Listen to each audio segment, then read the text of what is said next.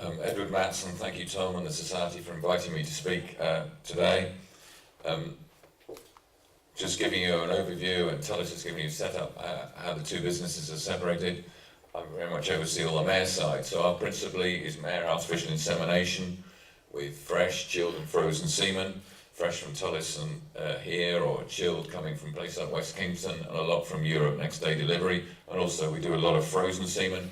And people are often a bit sceptical, but we really like frozen. The quality of frozen semen today, with the techniques that West Kingston and Stallion AI are using, is so much better. And also our techniques of doing it. So frozen is good, and it's, as I said, the artificial insemination is our main side. And then very much the embryo transfer side to our business has very much expanded in the last few years. We now have a recipient herd of 160 mares. So that has very much sort of taken off. Now, something very much where we're looking to the future and what today is about in the gene bank are assisted reproductive techniques. Now, 4 years ago, Richard, my father, set up this with us at Twemlows. He joined up with Liverpool University, Lea Hurst, and we did a KTB, a knowledge transfer partnership scheme for 2 years, and then carried it on. And it was very much my father's set up this. And it was to look at moving on where you can't get pregnancies and trying to preserve the female gene lines.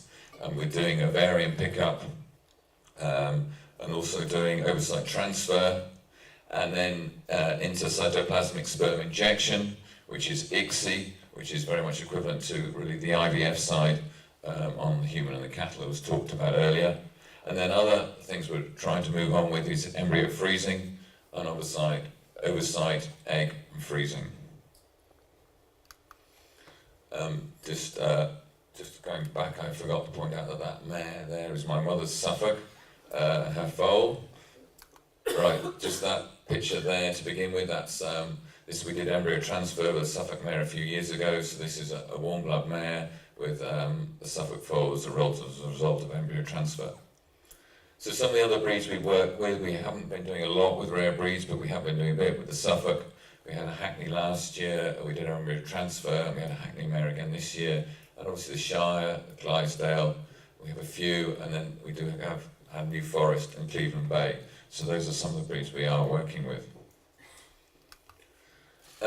This is just quite an interesting picture, because this foal here is with its, on here, it's its third mother.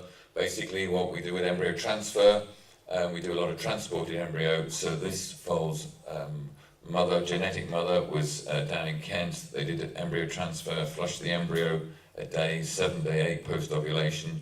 It was shipped to us same day, and then it was put into this recipient mare here, Jaffa.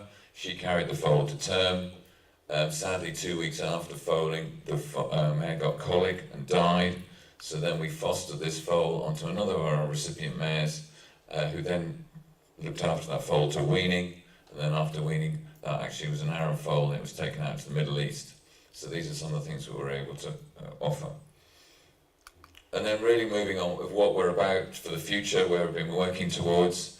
This is oocyte transfer. We have had a pregnancy doing this method, which is where you take the eggs from your donor mare, and then here we are up at Lea Hurst transferring them into your recipient mare, into the fallopian tube. And this mare will have had her eggs removed prior to us doing this, and semen will have been put into this mare, fresh semen the day before, and then you're putting the eggs into the fallopian tube, letting fertilization happen naturally, and then hopefully getting an embryo, and then this mare carrying it to term. And this is what our project is really we've been trying to do. We have, as I said, been doing this ICSI project for 4 years. This is our lab up at Lea Hurst. This is an ICSI rig. We bought this from the human side, so it's an ICSI rig and the hood here. But it is difficult to keep getting. We hopefully in the next few years will be getting success with this.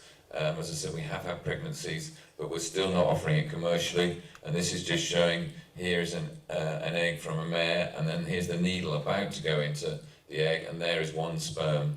And then this will form a blastocyst, and then that is put in incubators, CO2 incubators for 7 to 8, 9 days. And then when you've got an embryo, you then transfer that into a recipient mare. But where we've been really struggling is we can collect the eggs, we can do the injection like this, but it is growing these blastocysts from day 0 up to day 8 before we can transfer them, that they're not making it into the recipient mare. But hopefully, you know, in the next couple of years, we will be able to offer this commercially to the industry, which is very much what we, to help then preserving the gene pool for the female lines. And from this, working with Tullis, my brother, we're freezing embryos and freezing ovocytes. We can do it at the moment, but the recovery rate is not there yet. Thank you very much.